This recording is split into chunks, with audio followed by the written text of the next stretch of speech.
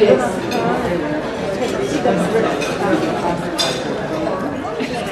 right, everyone, we're going to go ahead and get started. I'd like, following what Amy said, thank you all very much. We mentioned this back in December when we had our orientation and kickoff. This class this year is twice the size of any class we've ever had. For those of you that are returning students, can remember what our last year awards banquet looked like, and it was not at the Loudermilk Center. It was one of our offices in basically one of our larger conference rooms. One of our growing pains that we wanted to have is we wanted to outgrow our present space, and as for those of you who started out at Georgia Tech, we had some overflow problems. Those are good problems. We've solved them and we're moving on. So today is all about the students and recognizing the students and their activity and their participation. So I'm going to try to minimize as much time as I'm up here talking. And basically just going to give you guys a quick overview on what's coming, and it's basically what you see in front of you.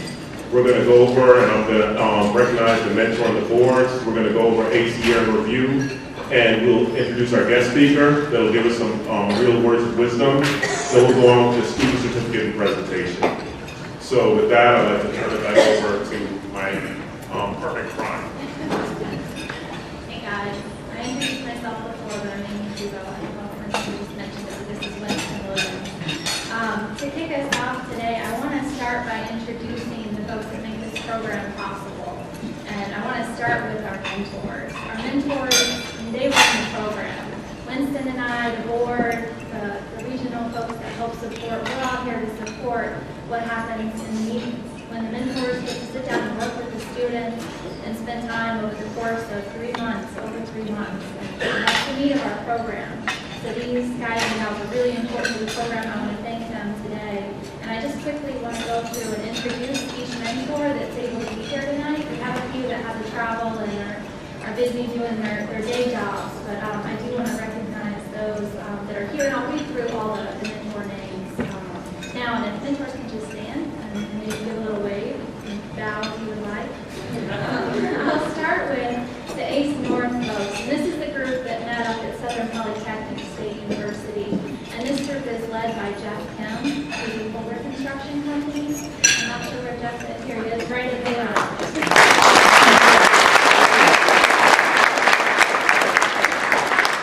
I'm going to read through our other ACE North mentors, and then we can definitely clap at the end of this list. Goya Abrahimi.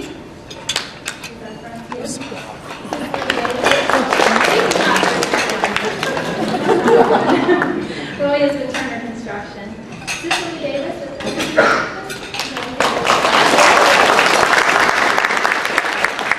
Michael Massimo with Holder Constructions, and Mary Bath.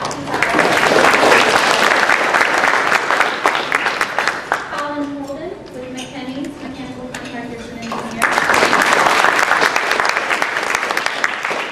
Alex Jascott with Turner Construction was unable to be here tonight. She's actually at a new job site in Augusta, Georgia, so we'll wish her luck and hopefully get her back next year. Russell Kahn with Holder Construction, also at a new job site and unable to be here tonight. And same with Wadende Amadeli with Stanza, unable to be here tonight. They're all out doing good things, building great things. So thank you to all of the ACE North mentors.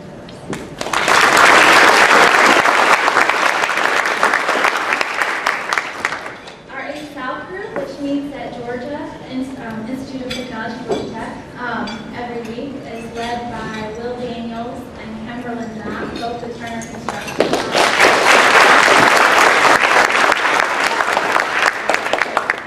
Our other ACE South mentors, I'm going to read through. Preston Bennett with HTS Architects. I don't think he's able to be here tonight. Marcus Buckner. Marcus here tonight? We had a few that couldn't make it last minute. So. Ryan Coleman with Foster Walker Architects. Daniel Castro with Georgia Tech is here, and you'll hear his name a few times. Philip Terry with Parsons Springerhoff. I don't think he's here either. We picked an unfortunate night of the week for ACE South folks. And by the way, Tuesdays are ACE North nights. We've got all ACE North people here for the most part. That's probably why. Andrea Ford with Parsons Springerhoff. Oh, in the back. Christina Giles with Gilbane Building Company. Scott Hoff with HTS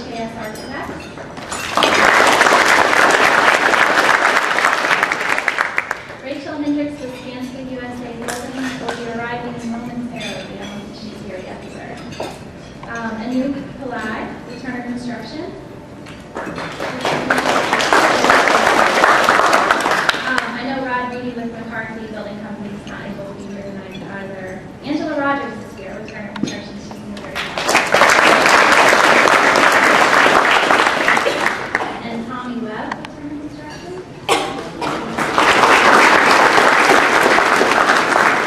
Thank you to our A South mentors.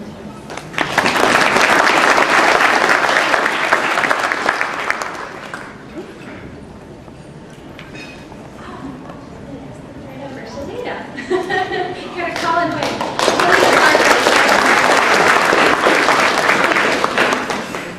All right. Well, we're on the note of introductions. I'm going to turn it back over to Winston. He's going to introduce some of our local and regional ACE leadership.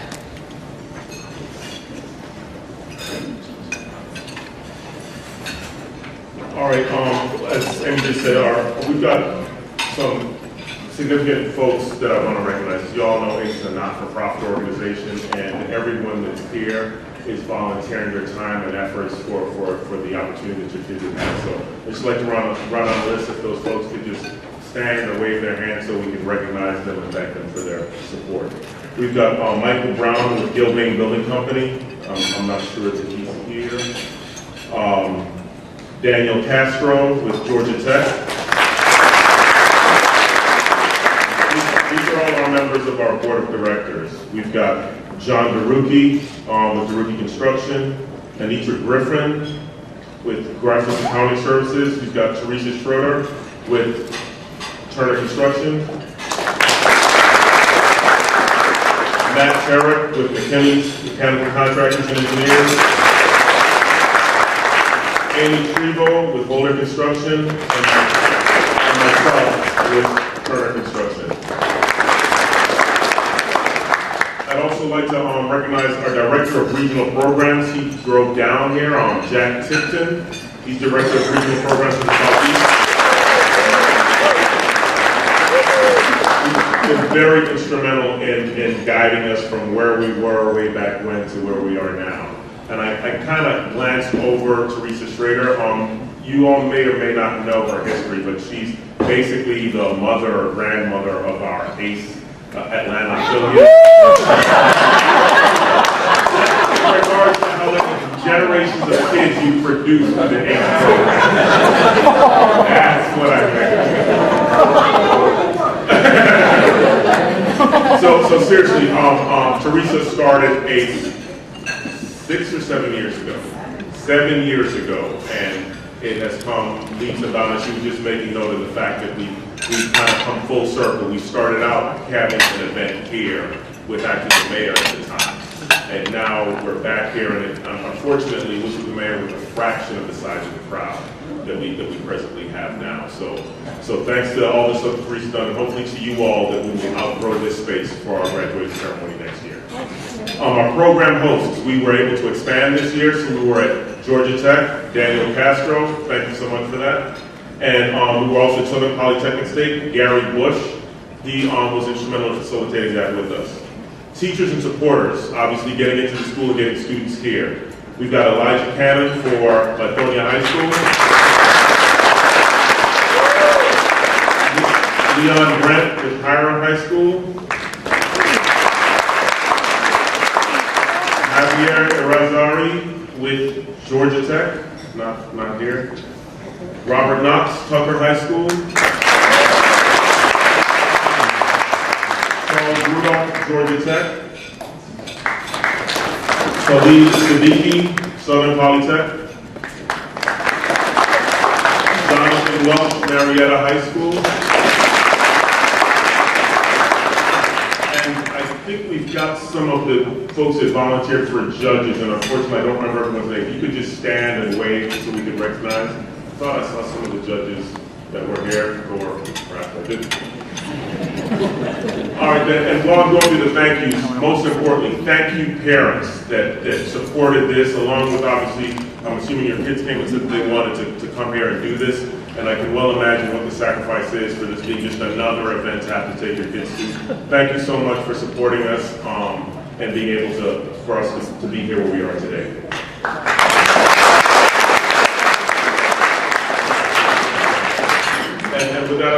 Jeff and Michael to come up so we can get with the ACE recap for students.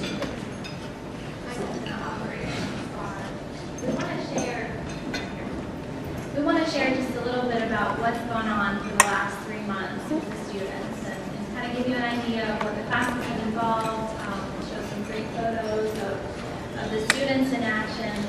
So to do so, we're going to turn it over to our lead mentors who, again, really led this program.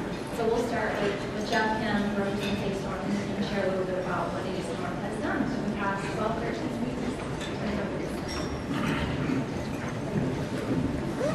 So again, my name is Jeff Kim. I was the lead mentor. I hate to say lead mentor. I was more of the orchestrator of the cookies or something.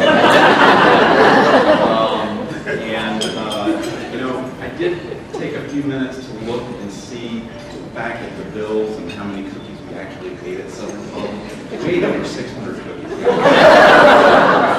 For 13 weeks. But there were a lot of raisins left over, so we'll change that next time. Anyway, the program, we were very gifted and blessed to have all the students there that came week on, week out. We had a number of events that we presented and a number of different opportunities that we had to enrich the students in our AEC industry. Hopefully, the thing that we wanted everybody to go away from this program was that you had some expectations when you came to the program as students, and you also had some expectations as parents for your children that came to this program. And hopefully we either solidified some of what this industry actually has, or what it has to offer, or we even changed maybe some of your minds on what it is that you think you wanted to get into, and maybe something else that you wanted to get into.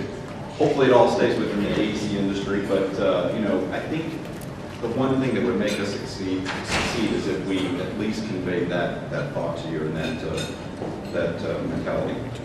We did have about 12 sessions. It roughly went to probably about 13. We had some study sessions that we went through. I look at those sessions more as opportunities for us as mentors, me, all the other mentors that were there, to impart our knowledge, impart some of what we know, and also have some fun activities. So some of the things that we did do, we did have a number of guest speakers, and I think we've already mentioned a number of them. Rick Porter at Georgia Tech, Khalid Siddiqui at Southern Poly, Charles Rudolph at Georgia Tech, Javier Rizari with some of his students, also from Georgia Tech, and again, John Welsh as well was there every class. We also had some past graduating students attend as well. We had Trevor Owens, who was a past graduate from the ACE program. He went on to go to Southern Poly, as well as Melvin Willis. They were there present at some of our classes to impart some of their knowledge, to give you an idea of what it is to go to that next step, which is going on to the university. We did scavenger hunts, and I think we had a number of students say they really enjoyed that. We also, the posting of all the activities that we actually did, we did a city planning meeting. We had student note takers. I didn't stick with it very well. Does anybody remember who the student note taker is today? No? Okay. And then we also had the ultimate favorite, which is the Lego activity. We had a number of sketch-up exercises. I hope everyone takes a moment to spend some time and go around the room after, when we have a little bit of time, and look at some of the students' work. I think they did some outstanding work in just a short amount of time that we had. It was a lot for us to try to impart and to try to convey in such a short amount of time. So that's all I have to say. What we do have, though, is we have a quick video that should show you in about 3 minutes everything that we did in about 12 weeks. I hope you enjoy it and get a good idea of what we did. Thanks.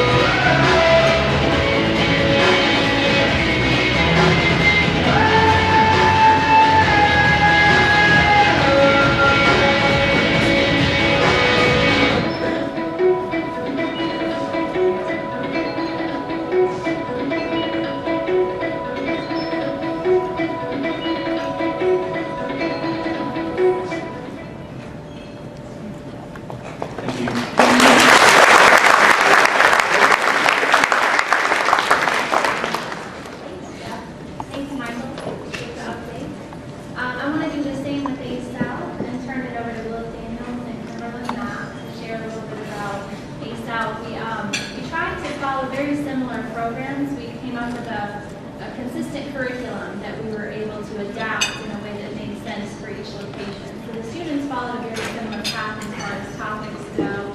They had a lot of the same guest speakers, but we did have to adapt certain things based on location and based on the mentor expertise that was represented at each location. So you will see some differences, but the students did work on the same project, final project, and had a lot of the same topics. So I'll let them share in a little bit more detail what exactly this is about and how they experienced it.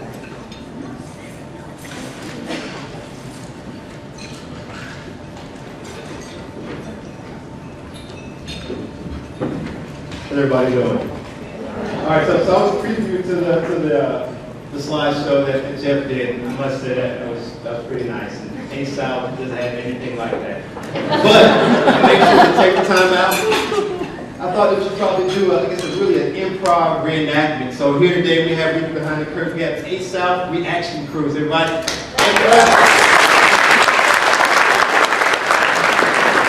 That would have been cool if that was true, right? Probably not.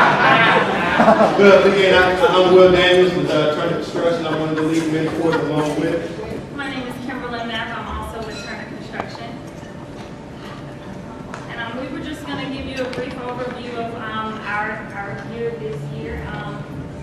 We did pretty much the exact same thing as as ACE North, with a little twist, I guess you could say. Yeah, I guess one of the things, this might be keep jumping. I guess we, for the first day of class, we did the What Is It game. Essentially, all the students broke up into different groups, and we gave them different postcards of different landmarks, different buildings throughout Atlanta. We had to have the students try to figure out what those buildings were. But a lot of help from the mentors, because, I mean, there were a couple of buildings there that we had no idea what they were. But it definitely gave the students a chance to really get to know each other, to be able to, I guess, step outside the comfort zone, to be able to meet other students. I guess that similar life to it. For the first 3 classes, we focused on the first phase of their project, which was city planning and residential development. They listened to a seminar by Rick Porter, who is a residential developer, and had a chance to ask him a lot of interesting questions. And I guess one of the students asked a very good question. I can't get this question out of my mind. We continue to bring it up, but he asked a question: who can own the moon? Stand up, man. And if you really just sit back and think about who can own the moon. If the moon actually had natural resources, I'm pretty sure someone would try to be making their way out there to live there. So who would actually be able to own the moon? And our guest speaker was almost stumped. He said it was a very complicated answer to that question. So we definitely had to table it to another session. But good question, Sammy.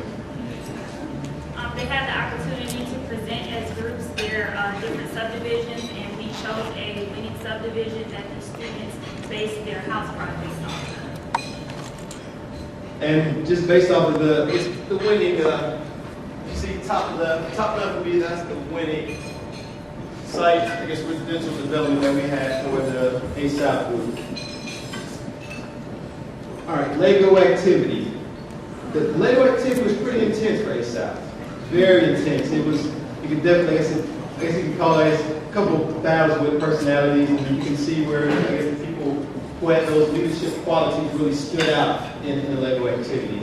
And it definitely got pretty interesting, but the teams really pushed through and really fought their way through that exercise to get done. It was an dash to get towards the end. But let me back up and give you all just a quick preview of what the Lego activity was.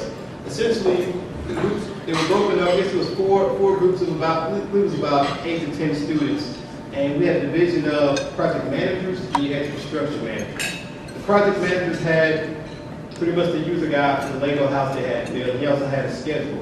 And the construction managers, they essentially had a bunch of bags of different Legos. They had different letters on them that corresponded to the schedule. And the program managers had to tell the construction managers how to build the house. So essentially, it was a Lego block, a bunch of bags, and the program managers telling them they had to figure out where to put each Lego to essentially get to the roof of the house. But since the class is so short, and it's about halfway through, we just pretty much let them go wild, and it was a race to the finish. That's the winning team that we have up there. objectives? Part of their project requirements for the second phase of the project was to build models of individual houses using SketchUp.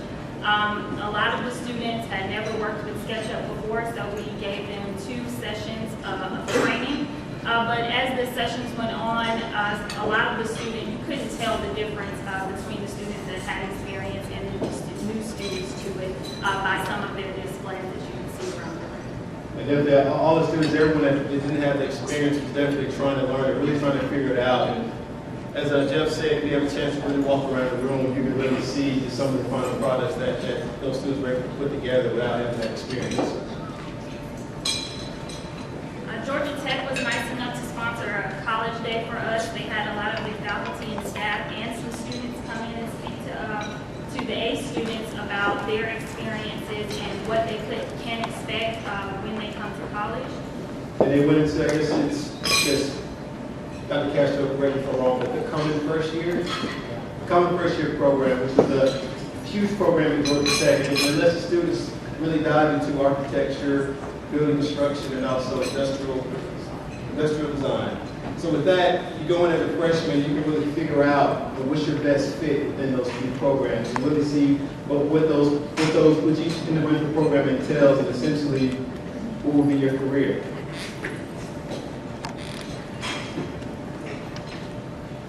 Field trip. I guess we took a field trip to a very large project site, which is out at Chamblee High School, which is a full build out and also a renovation. I guess for the students that do go to Chamblee High School, we have a couple of students that go there. They get to see it pretty much looking out the window every day. And they're on the project. It's a $62 million project. It's over 200,000 square feet. They had a chance to walk around with both our project manager and also our superintendent, and also engineers, to do a complete tour of the job site. And there, a lot of students actually learned what an auditorium was, what fireproofing was, from looking at the steel, the concrete, the seam buildings. Pretty much everything was there in place for them to see, except for the mentioned before. So I believe they definitely learned a lot on the job site too. And we just wanted to now take the time out to thank our guest speakers, our teachers that came to every class period and really helped out the mentors and the students. You helped make this year a very great year, and thank you students for being so enthusiastic about every class, asking questions, being involved. And I hope that you take this experience as enlightenment as you matriculate through college. You can think back on this experience and help it define your career.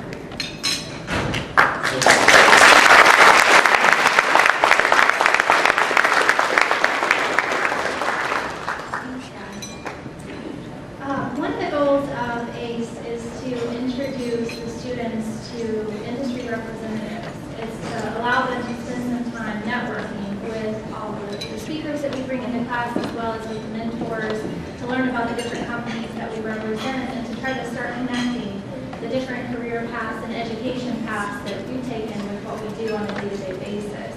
So one of the great ways that we like to do that is to bring in a lot of guest speakers, as we've mentioned, and we wanted to continue that same tradition tonight and bring in a guest speaker to have a chance to say a few words to everyone that's here tonight, in particular to your students. So in a moment, I'm going to turn it over to Mr. Dave Moody of C.D. Moody Construction. He's the president of C.D. Moody Construction and has been since he opened the company in 1988. And since that time, my company, Holder Construction, has had the opportunity to partner on numerous ventures with Mr. Moody and are continuing to do so today. He is from Chicago. He moved to Atlanta to attend college at Morehouse College in the late 70s, that kind of frame. Early 70s. and since attended Howard University as well. I could go on for an hour just listing all the different involvement and accolades he has seen throughout his great career here. I'll mention just a couple. He is a board member of Children's Healthcare of Atlanta's Foundation, as well as the board chair of trustees of the Stone Mountain First United Methodist Church. He's the president of the National Association of Minority Contractors, the Atlanta chapter as well. But instead, I'll just let him speak to you. So I'll invite him up here to share a few words.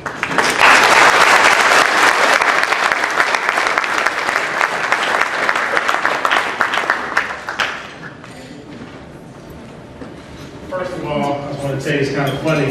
I'm sitting here eating, like, boy, food sure has improved from when I was a kid going to functions. It's a good deal. I text my wife, said, baby, don't cook. That's the other good thing. The kids are grown and gone, man. They've been gone for like 6, 7 years. That's a good feeling. So all you young folks here, we don't want you to stay home. Trust me, we want you to leave and go.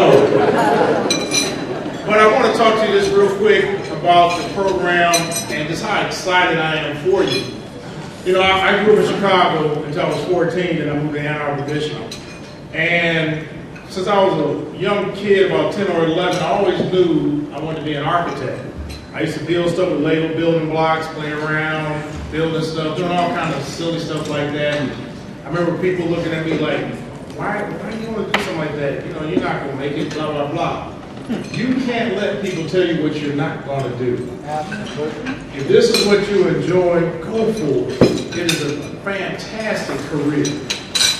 Anyway, I came to Morehouse and came down on a football scholarship, but I never gave up my dream for architecture. They had a dual degree program, but architecture wasn't included, it was just engineering. But I never gave that dream up. So I went to Howard University and got a degree in architecture. And which was pretty cool. I had a number of job offers, but the two main ones was Turner Construction and Banquet. And I was really torn. Turner, I would have stayed in DC. Banquet, I was going back to Ann Arbor. And I took Banquet because doing like I thought I could do, I could go home and live with my parents for a minute and save some money. Let me tell you how parents did back in my day. I'll be 57 next month, so that tells you how long ago this was. This was 1981 after I finished architecture school. I finished Morehouse in 78. So I went home. My brothers are going to college because I'm the oldest. So my mom said, you know, you can stay at home for 30 days. 30 days, once I get in here, Mom's going to be happy to have me back. You know, it'll all work itself out. So I'm not even looking for a place. 31st day, my mother comes in with an apartment application, said, baby, this is where you're moving to, you need to sign it and be gone. I was gone on the 31st day. That's how mamas and daddies did you back then. Some of y'all mamas are like, oh no, not my baby, yeah you will, trust me. We don't let ours back at home. We tell them, you call before you come, do not walk in, we don't have a key to your place to walk in, you're just going to walk in ours. We got some real ground rules. But the reason I tell you that story, you know, I took a field assignment. I started off as an architect with Banquet. Now, believe it or not, when I was doing architecture, we didn't have computers doing CAD.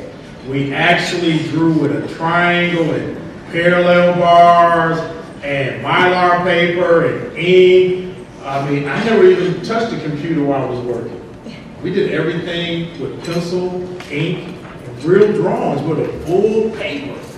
You had to look at it. Then we had a light table that you put the drawings on top, and that's how you did your coordination. I know y'all looking at me like, man, we back with Moses or something? That's really how we did architecture. Well, anyway, one of the things my dad taught me, he said, son, don't be landlocked. I said, what do you mean? He said, wherever a company needs you to go, go. Now, you got to remember, when I was in architecture and stuff at Bethel, man, I was so happy I wore my shirt and tie every day. You know, couldn't wait to get out of school and wear that shirt and tie, sit at your drawing table. Now, we didn't have our own offices. It was like 20 tables in a section, and you had no privacy. So there was no office. But anyway, you still like, man, I am wearing a shirt and tie and drawing every day. Well, a field assignment came up, and I was in the nuclear power division. And nuclear power plants are always built in no man's land. So anyway, the chief architect said, hey, I need an architect to take a field assignment to go up in the nuclear power plant. Nobody wanted to do it but me. I heard what my dad said. I raised my hand and said, hey, I'm single, no kids, hey, send me. I go, my first assignment is Midland, Michigan. No man's land. Living in a Holiday Inn. But it was fun. But this is when I fell in love with construction. I was on the job site. I got to wear jeans, hard hat, and the noise, the action, the concrete, the steel, it was just unbelievable. Thousands of people, I mean, and I'm like, this is a man's school, men and women, yes. I don't have to sit and draw all day, because that's when you really drew now. We didn't have computers. You had to draw, if you made a mistake, you had to start over. You couldn't just erase it on the computer. And also, when I was in college, you couldn't type and pay somebody like $1 a page to type your paper. Yeah, it's way different. I see all y'all looking at me like, wow. But my point being, that's where I fell in love with construction. Then I took another field assignment. I went to Monroe, Michigan. And man, I'm like, this is it. And that's when I said two things. One, I didn't have the patience for construction.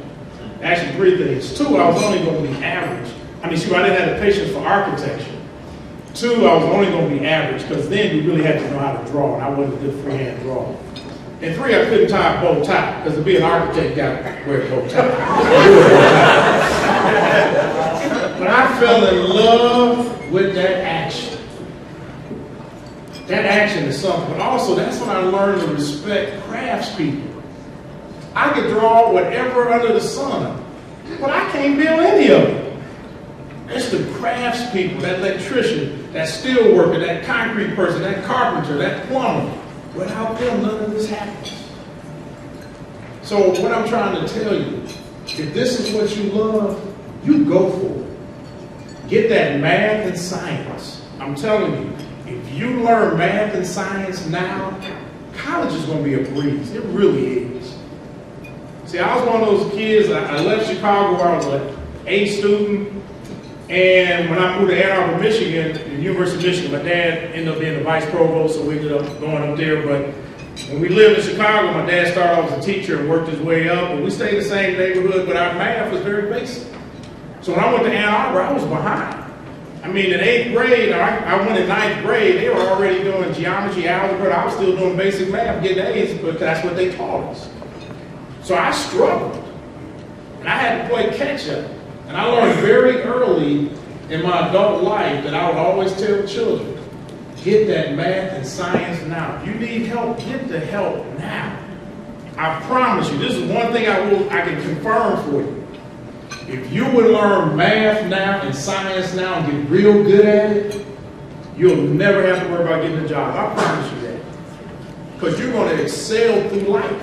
I promise you. Learn that math. I remember when I used to try and help my kids with their homework, I used to tell them, go upstairs for a minute. I was trying to figure it out. I mean, they did math. I never heard of factoring and rounding. What in the world? To me, 1 + 1 = 2. They want to round it to the nearest. That stuff used to drive me nuts because we didn't learn that. I mean, some of the stuff y'all are doing, the way y'all can use computers today and the internet. I mean, it's just phenomenal what y'all can do. But at the same time, give of yourself. Get in the habit of giving of yourself. I just came back from Honduras 2-3 weeks ago on a mission trip. First time I ever went out the country to do one. And that was the greatest experience I've ever had. And let me tell you why. I donate a lot of money and time here in the States, but you hardly ever see the needle move. The needle hardly moves. But you go to a place like Honduras, we lived on a ranch for a week and was working in a village. We built latrines for some of the houses. These folks were living in houses, some with dirt floors and no bathrooms. They were happy. They didn't complain. I learned a valuable lesson, but I've always knew, but it confirmed it. We take so much for granted here. We have so much, and we waste so much. And what was amazing, we built these latrines, and I'm going to send you the link for the latrines. I put a video together. They built the latrines structure out of tree branches. We made the concrete with just shovels. We had no electric equipment. We made it all with shovels. We toted the concrete to the back with buckets. That was the most exciting week I ever had. Now the thing that did amaze me about this, everybody had cell phones up. Now that tripped me out. They didn't have a bathroom. Some of them didn't have concrete floors. But everybody had a cell phone. So if you're going to get into a business, do something with technology. It tripped me out. But the beautiful thing I learned, we didn't have air conditioning or anything, and we stayed in the ranch, and I took my adult daughter because I told her it was time for us to go away together. And also, I really want to make sure she understood what I talked about how blessed we are here. But the beautiful thing was, we were living on a working ranch. And we had to have armed guards all the time because unfortunately Honduras is one of the most violent countries in the world. But I never felt threatened or unsafe. But the beautiful thing was we slept in these ranch barracks, like 8 to a room, no air conditioning, had to go out the building to go to the bathroom, hope you running those snakes in, other little creatures, but it was all good. And the first night, I'll never forget, I'm sleeping on this twin mattress. I'm complaining the next morning, talking about how sore I was. But let me tell you something, working like that was the only night I complained about being sore and couldn't sleep. I slept like a baby every other night after that. But my point being for these young folks, I got a bed under the window. And actually, we don't have windows. They got these big openings with just screens on them. We don't even have windows. And my room faces to the east. And it's so dark at night and clear, you can just see all the stars. I was going to bed at 9 o'clock, 9:15, but I'd lay in the bed for like an hour or so, and I just look out. And I could hear nature.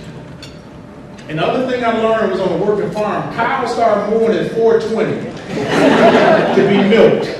They don't have daylight saving time and that kind of stuff. 4:20, but that was the nicest sound. And to feel that breeze, and to get up and go work in a village every day, and know that you were making a difference. That's what life's about. Be successful, enjoy life, but give of yourself. And don't let nobody tell you what you can't do. When I started my business, people told me I'd never make it, why are you trying? Suppose I had listened to them. And remember this, I'm going to use companies that y'all know, Microsoft, Apple, T-Mobile, those kind of things. Every company in this world started with somebody who had a dream and a vision. My only question to you is, why not you? Thank you very much.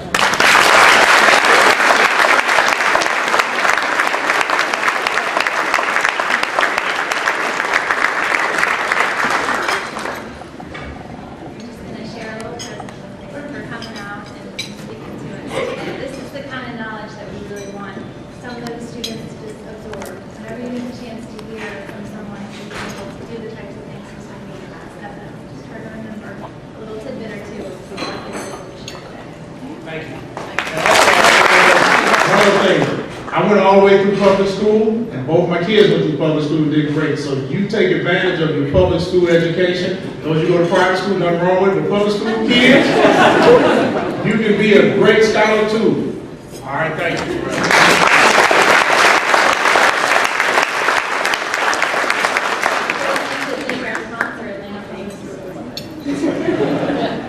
All right, this is kind of the moment that we're all here for, that we're all waiting for. We want to recognize our students. This is about the students. And we want to take a moment and have each student walk up on the stage and receive a certificate if you have completed the requirements of the program. Hopefully everyone here today has. And I'm going to again turn it over to our lead mentors to help us do that. And I think we've got a couple other folks that we're going to help us, mentors that are going to help us hand out some certificates that you guys can come up. And we'd also like to invite our Southeast Regional Director, John Tipton, up to shake some hands and congratulate the students. And if you could, when you get your name called, if you can come up on the left and then exit on the right side of the stage. And if any friends want to take any pictures, if you could take them there. We've got about 50-something students, so we want to get that moving. We've got a lot of things going on. And we're also going to try to get photos of every student. So if you don't happen to get one, we'll try to email those out so that everyone has a copy of the photo. Right?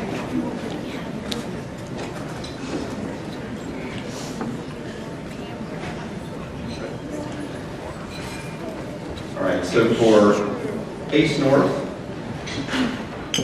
first graduate is James Randall.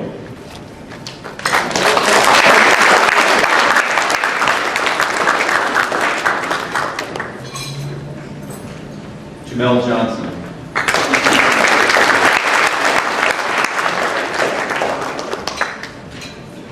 Chris Snyder. Cindy Head.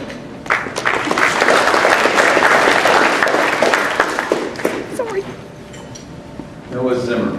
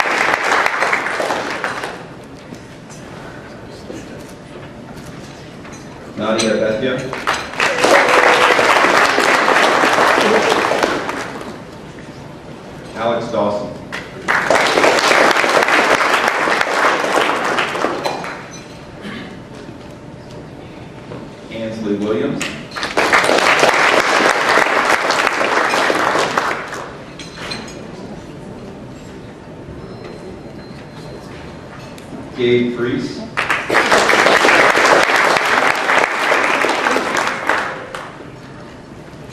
Matthew Frankus.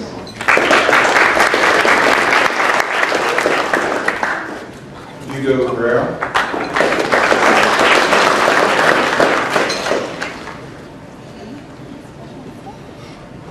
Sean McMurray.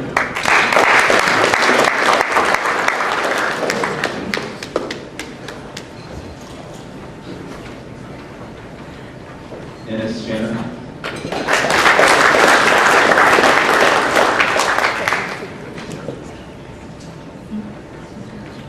Hallie Montgomery.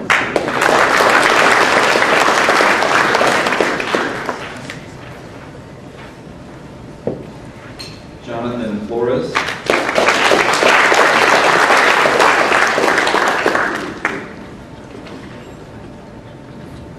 Amanda D'Souza.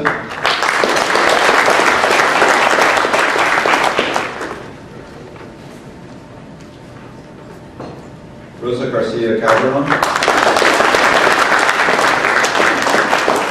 And Chelsea Davis.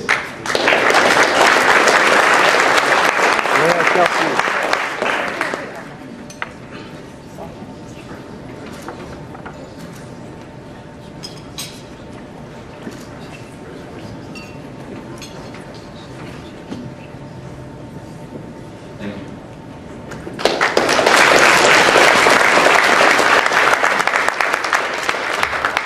All right, we have a pretty thick stack here.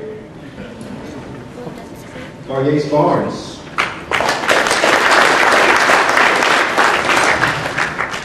Jonathan Beaver.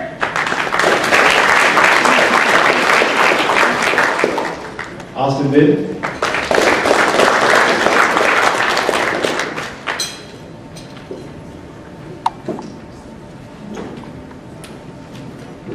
Fletcher Bird.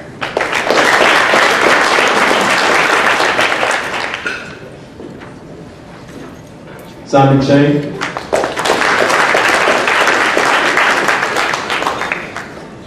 Sydney Sukis.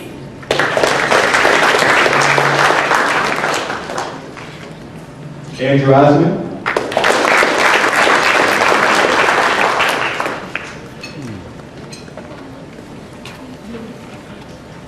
Daniel Enos.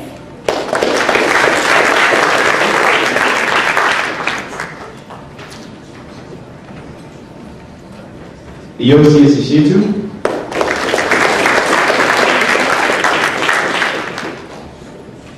Mario Gant Jr.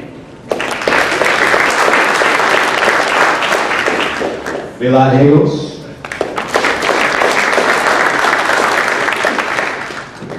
Quintia Halton.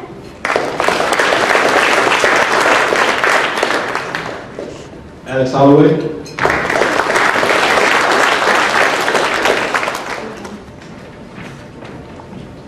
Jennifer Hung.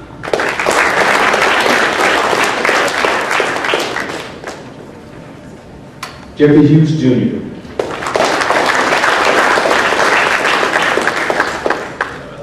Benny Jackson.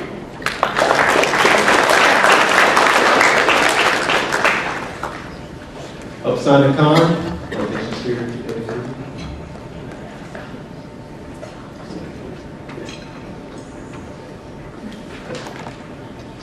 Fong Lee.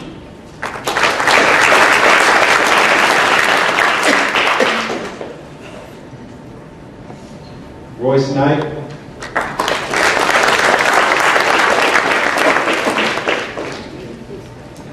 Jonathan McGee.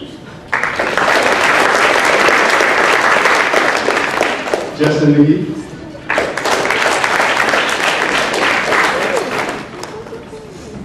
Legacy Ann McCall.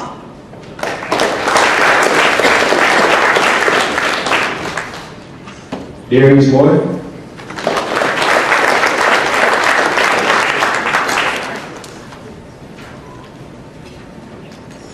Noah Newborn. Samuel Biago.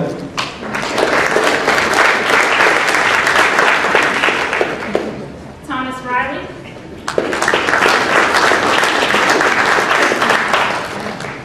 Austin Slade.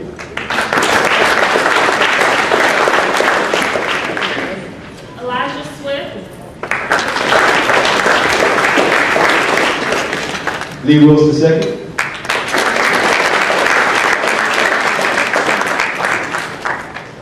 And Jonathan Young.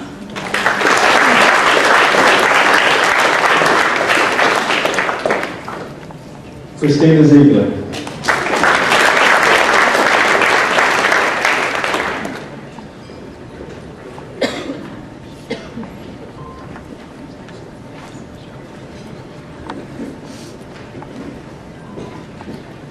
Congrats, everyone.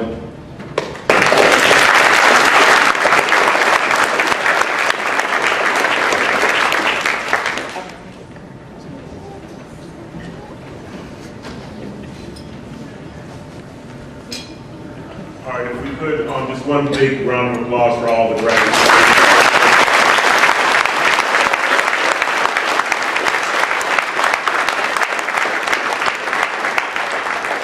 Now, I'd like to acknowledge two folks that came in a little bit late, starting out with Leon Grant. I know he's here now in Hiram High School.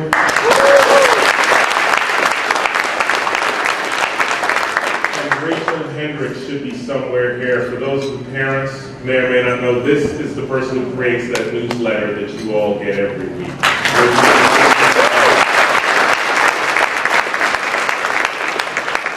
All right, with that, I'd like to recognize our sponsors. These are the sponsors for both this luncheon, this banquet, and for the scholarships. They've been very instrumental, very essential in being able for us to do what we've done.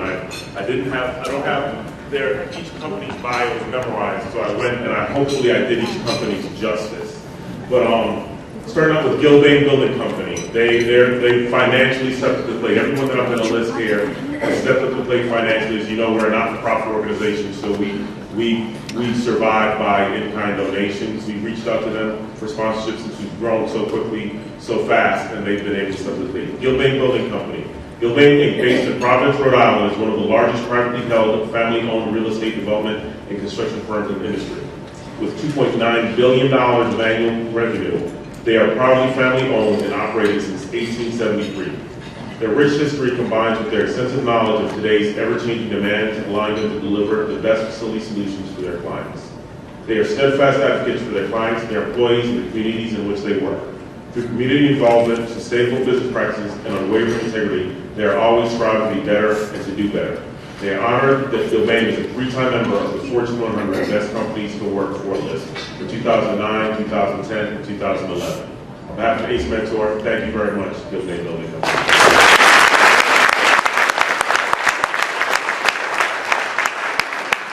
I apologize. Any representative for Gilbane that are here, if you could please stand, just so we could give recognition.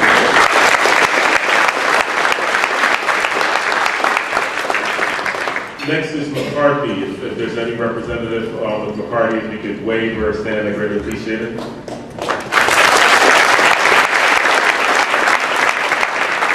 McCarthy has been a community builder for nearly 150 years. $2.4 billion in annual revenues, and founded as a family-owned business. They are now 100% employee-owned. Self-performance remains the foundation of their business. Their hands-on approach, coupled with passionate belief in their people, a desire to build relationships based on trust and integrity, and a deeply felt obligation to give back to their communities, gives one an understanding about what lies at the heart of McCarthy and what truly sets them apart. They have 1,400 full-time salaried and 1,200 weekly payroll employees. Once again, on behalf of ACE Mentor, thank you very much.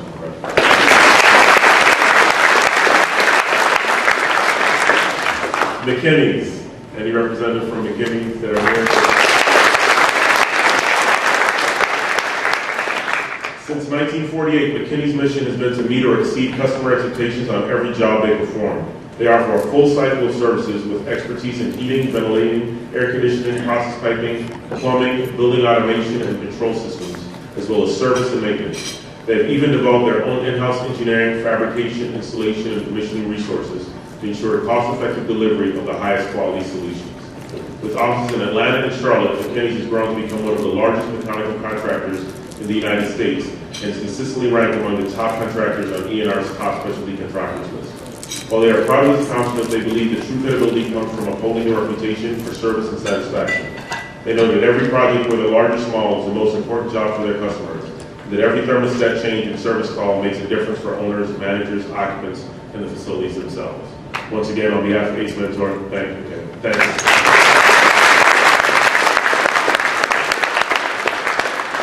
Holder Construction, any representative from Holder can wave or stand. Holder, since 1960, Holder Construction Company mission to provide clients with quality construction services has resulted in over 80% repeat client business and established them as a leader in team approach project delivery. Still Atlanta-based and operated, and consistently ranks as one of the nation's top 100 contractors. Holder is currently building Atlanta projects for notable clients, including Hartsfield-Jackson International Airport, Emory University, Cox Enterprises, Clark Atlanta University, AutoTrader.com, and Agnes Scott College, as well as the new National Center for Civil and Human Rights. On behalf of ACE Mentor, thanks.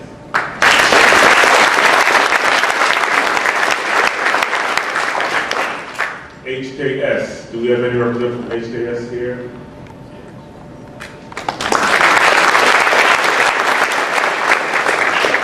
HKS is a top 5 architecture firm with 30 offices worldwide and 12 unique practices, including aviation, corporate office, healthcare, hospitality, sports, and science and technology.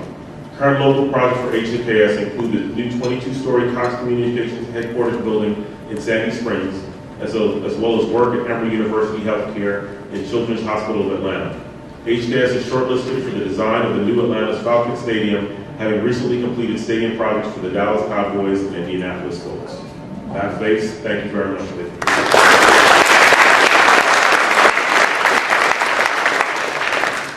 And last but not least, Turner Construction. Turner Construction Company, representatives, if you all could please stand. 25 people that stand up.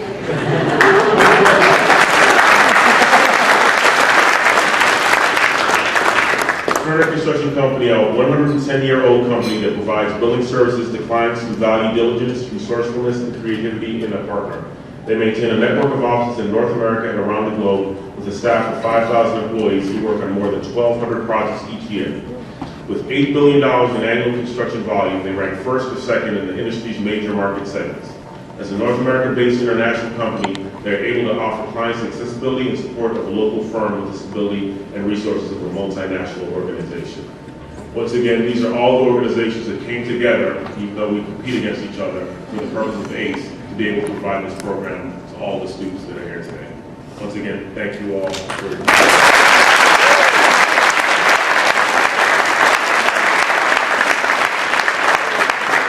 I'd like to continue with the students and turn it over to Kim and Will. Jeff's going to kick us off. This is the awards portion of the evening. I mean, a huge congratulations go to all the students. Just completing the program is a feat in itself. It requires them to show up after school. They've already kind of put in their schoolwork. Some had jobs that they had to juggle, other extracurricular activities, all kinds of things going on. And just getting through, being there week to week and completing the program is something that we're incredibly proud of the students for. There were some students that showed outstanding performance that we want to take this opportunity to recognize. And Jeff will tell you a little bit more about the different awards that we are going to hand out this evening. With each, we're going to throw in a little bit of something for the students' time. We'll throw in a money gift card, I guess, to just give them a little extra bit of congratulations. But really, we're here to congratulate you for this outstanding performance. So I'll let you tell you a little bit more. Just quickly for the parents, it's not a gift card, it's cash, so you may want to confiscate it now.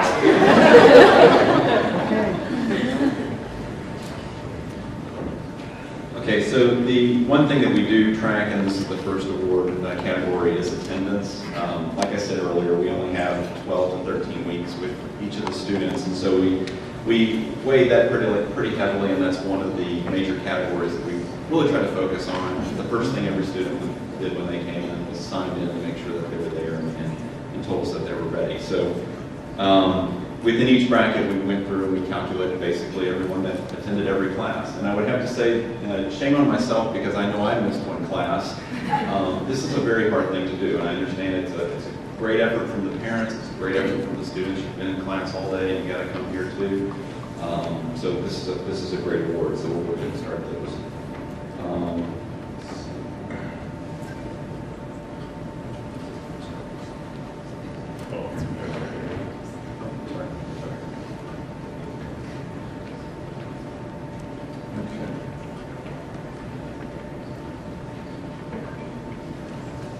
Okay, so for East North, the perfect attendance, start with Bahati Linrick.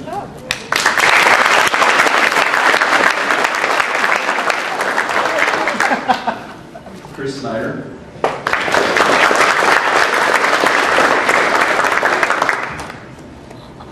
Hugo Herrera.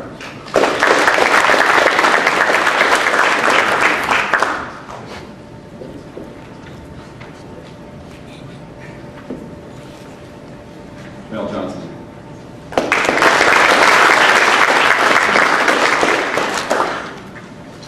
Jonathan Flores.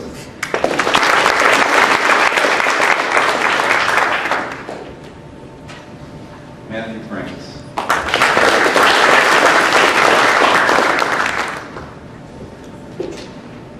Sean McMurray.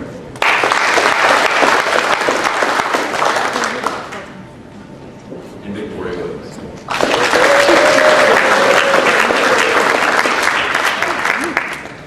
Thank you, students.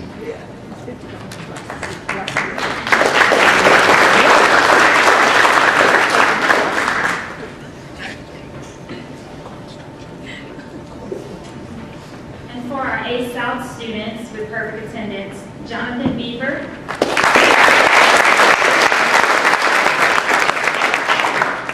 Austin Benton,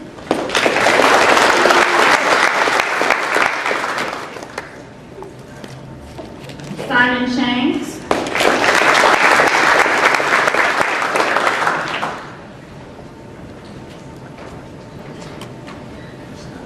Sydney Sukas,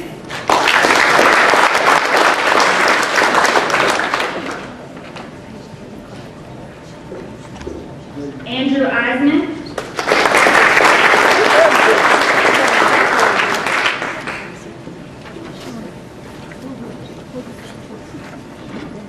Mario Gant Jr.,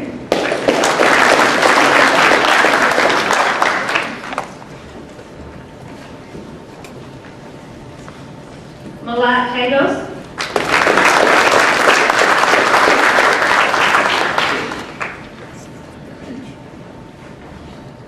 Fong Lee,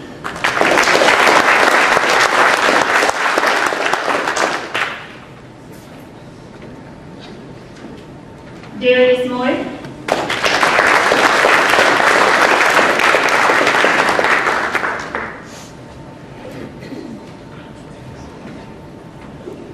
and Lee Wills.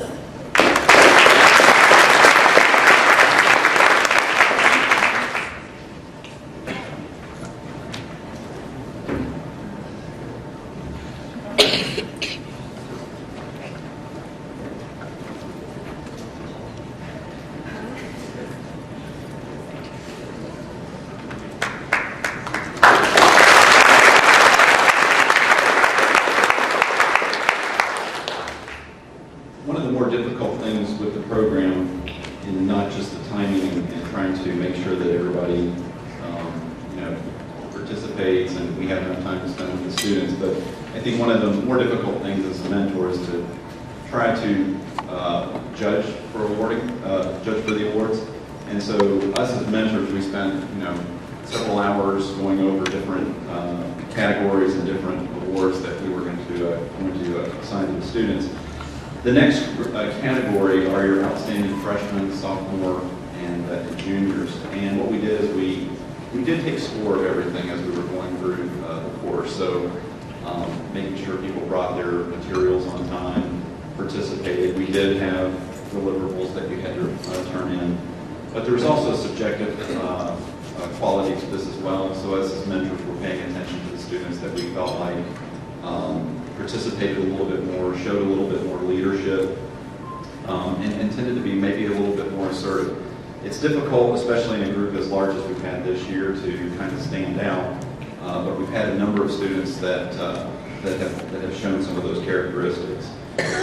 So with that, what we're going to do is we're going to award outstanding freshmen first, but we're going to rank these based on grades. So it's outstanding freshmen, sophomore, and juniors. And so for North, we have outstanding freshman decision for Ansley Lakes.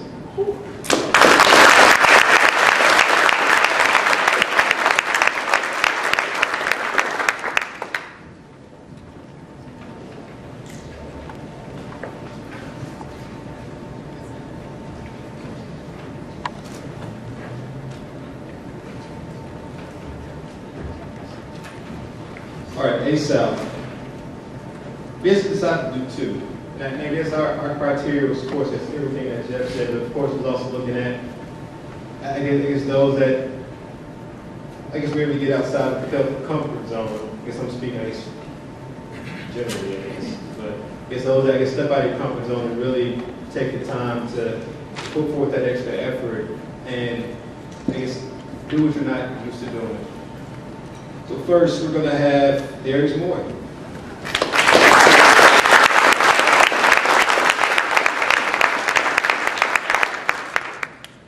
This is in no particular order. Next, we're going to have Mr. Jonathan Beaver.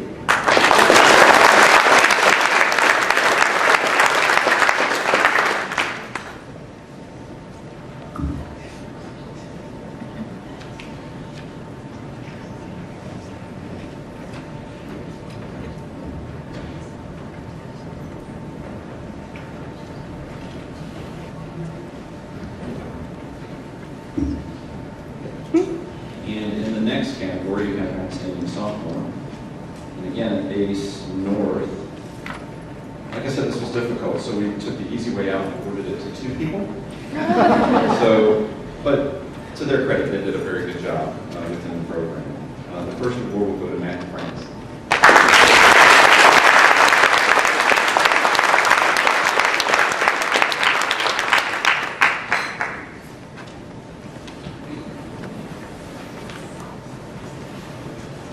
And our second outstanding sophomore is Sean McCarthy.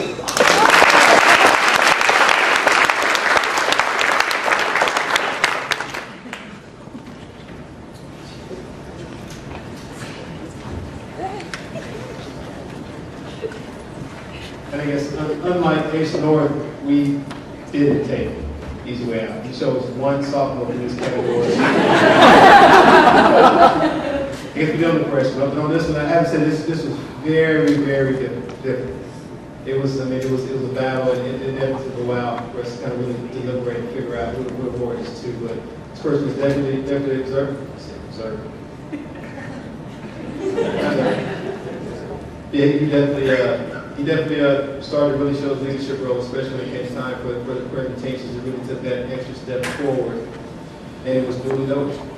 So our sophomore, outstanding sophomore goes to Benny Jackson.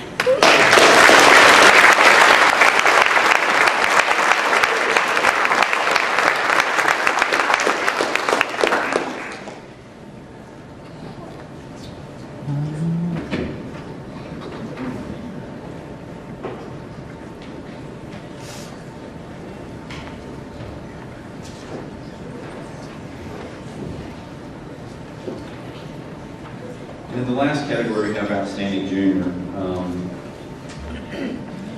With this particular student, we've had the opportunity of having the student twice in this program, and we've seen a number of changes in the student, and we feel like this person particularly in the last and final presentation did an outstanding job of presenting himself, and that goes to Bahama.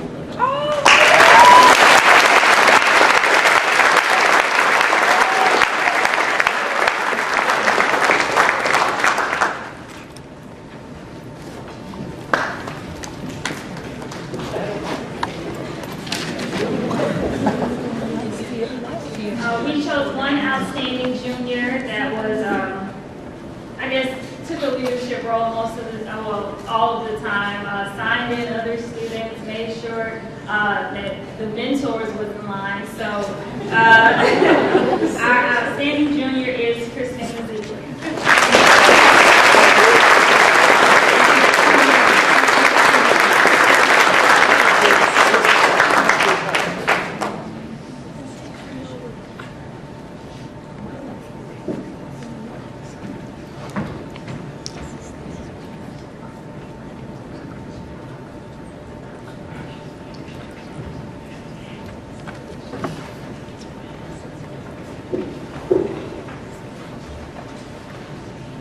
Okay, the next award is actually the team awards.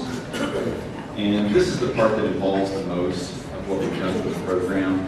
The product of which is on the tables in front of you, just parts and pieces of, and all the awards that you see around.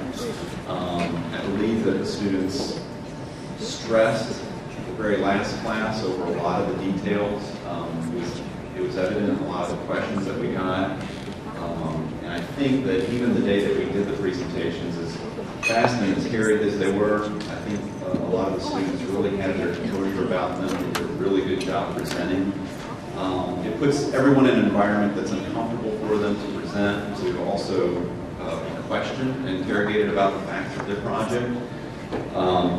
So this is a very difficult award, not only from the standpoint of making sure that they met all the parts and pieces that go into what you're seeing around the room here in front of you, but also that they were original enough within all the other groups to present themselves in a way that exemplified everything that there is about this particular industry, this industry, ACE industry. So we went through and we reviewed top scores. We also deliberated on the presentation skills. We did have some guest judges come in and judge presentation skills. We got a lot of feedback from them on that. And then also we judged based on what we felt was knowledge of the subject. A lot of the questions that were asked, I think were answered in the manner in which we felt like was exemplary. So with that, on ACE North, the award goes to Group 5, C&A Construction. That's Amanda D'Souza and Chelsea Davis.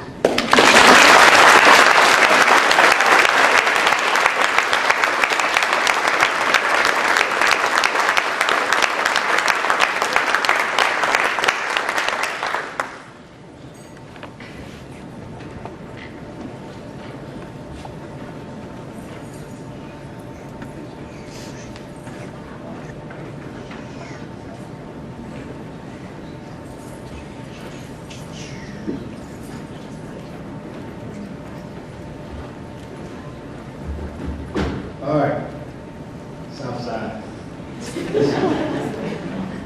This group base, not only did they meet, of course, all of the criteria that Jeff mentioned, but just the way that they presented. I mean, when you stand up in front of a crowd, you have to make sure that you keep them engaged the whole time. Sometimes that can be difficult, especially when you're doing a presentation that can last between 10 and 20 minutes long. And being able to keep a bunch of high school students engaged is hard.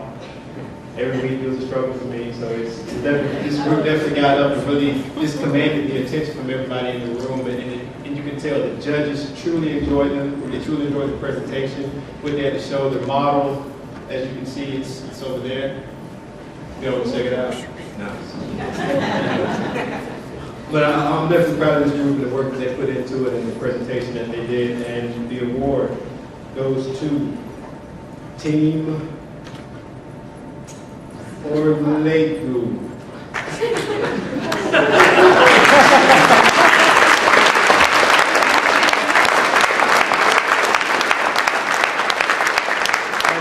Samuel Bianco and Marius Barnes.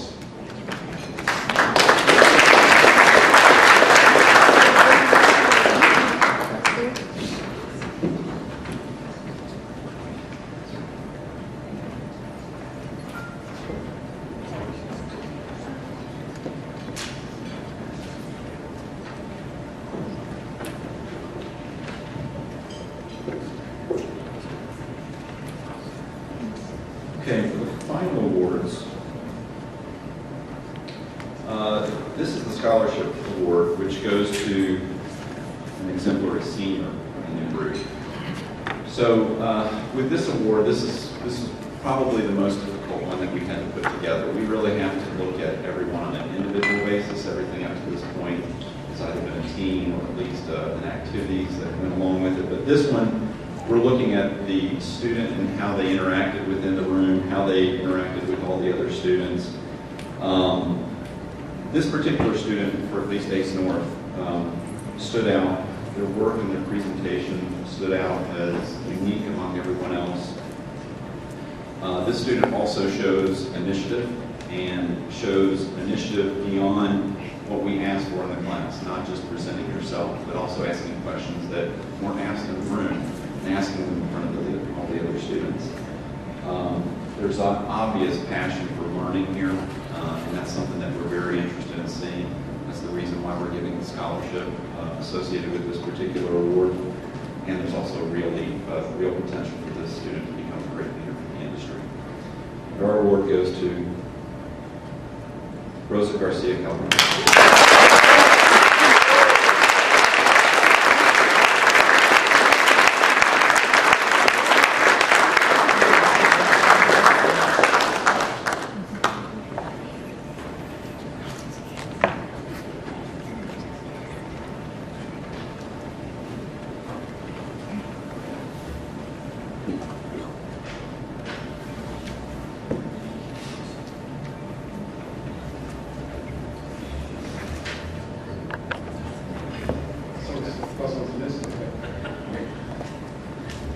All right, so this student, one of the reasons I truly enjoy this student, they always, anytime I threw out the questions to the class, or asked for, when we had homework, we had certain homework each class, and I asked for, how you doing the homework, what did you do with this, what was your inspiration, and all that. This student always had a response, always cooperated, which I love. And like I said, I feel like a teacher standing up in front of the class and having a student that always, I guess, helped me always work.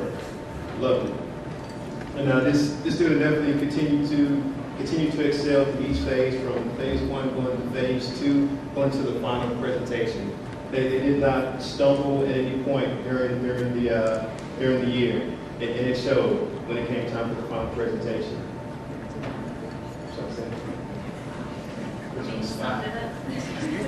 I also really enjoyed this student. They were always well prepared for every class, asked great questions, and really participated. And although they seem soft-spoken in a large group, they definitely, they're a leader in their own right. So we would like to present Malak Hagos with the Senior Scholarship.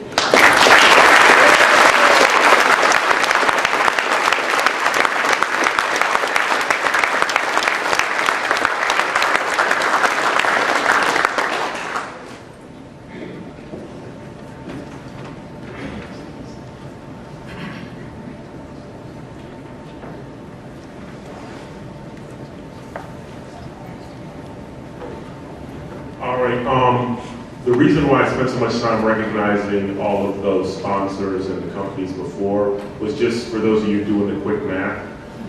For the perfect attendance, those were $25 awards. For each one of those freshman, sophomore, and junior awards, those were $100 awards.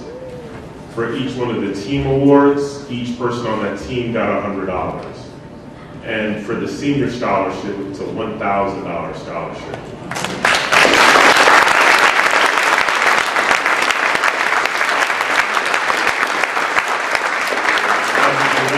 None of that is possible without the contributions of all those companies that I listed before.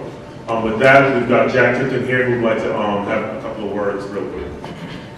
Thank you, Winston. I'm not going to get long-winded or anything, but I do want to say that Atlanta, you stepped it up. Big time. I've got the best job in the world. I get to travel around, see kids get scholarships, and see passion. What I see in the room tonight is passion. Passion from the mentors. They do this as volunteers, folks, because they have passion about young people. Young people are our future. You guys are going to create the world ahead of us, and we're depending on you to do that. So we have passion for you. We have respect for you. We want to see you succeed. And, we want to further the industry. And as I said earlier, if you go through the program, and you don't choose our career, that's okay too, because you've learned dedication, you've learned hard work, and you've learned what it takes to succeed. And congratulations to all. Thank you so much.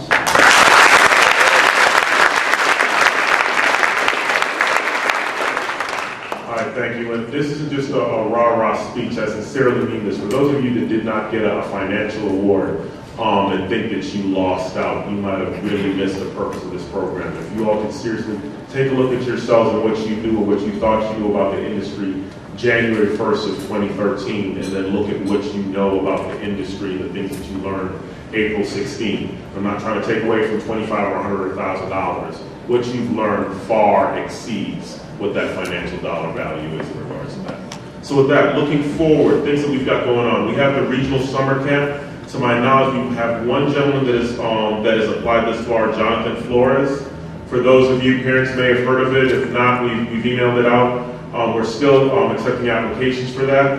And we've also sent out some information regarding, we've got other scholarships, University of Florida, $4,000 scholarship, MTSU, $2,000, and UT, University of Tennessee, $3,000 scholarship. That information has been sent out. Additionally, we are trying to become more self-sustaining, so I don't have to have hat in hand every scholarship, every season that we have when we're trying to do this award banquet. And we have a pretty large fundraiser coming out. It's going to be either late August, ideally late August before football season starts. Please keep checking your emails. We'll be letting you know when that save the date comes out. And essentially right now, we're looking at doing a picnic activity. So it's outdoors for the purposes of, number one, fundraising, but number two, for student outreach. We're going to be hoping that the present student body here will come in attendance to also allow us to be able to recruit other students. We'll try our best to profile some of the projects you guys have at that venue so that other parents can see what this program is doing so that we can continue to grow. These are just, I'm just giving you some heads up on what we're going to be doing coming up in the future. We're also looking at somewhat shifting around the program just in regards to looking at some pilot schools that will be anchored in. Some of them are based on, we've had a pretty high attendance from some schools. So we're looking at, in order to really grow, we've got some affiliates that have 300, 400 students. And the way that we know to do that is by having affiliates in respective schools. So we're going to try to branch out and do 1 or 2 pilot programs at select schools. In the next year, we'll still have a partnership with Georgia Tech. We still have a partnership with Polytech. But this is just so that this venue is no longer big enough for us next year. And with that, I'd like to turn the closing over to Amy. All right, just a few more thank yous I want to run through, but quickly first to add on to Winston's thoughts. We've also got a lot of social media platforms out there to help keep you guys informed. So we'll send emails, like you said, but it may be a good idea if you want to friend, I guess, or social media. Friend us on Facebook and follow us on Twitter. We've been doing a great job about updating our website too, which is www.acementor.org/Atlanta. So you can also check for updates there, but we'll continue to post information about when the next session will start, when registration opens. But just quickly, I want a raise of hands from students who are not seniors. Okay, we want to see all of y'all's faces again soon. We would love to have you all back. That's our hope. And again,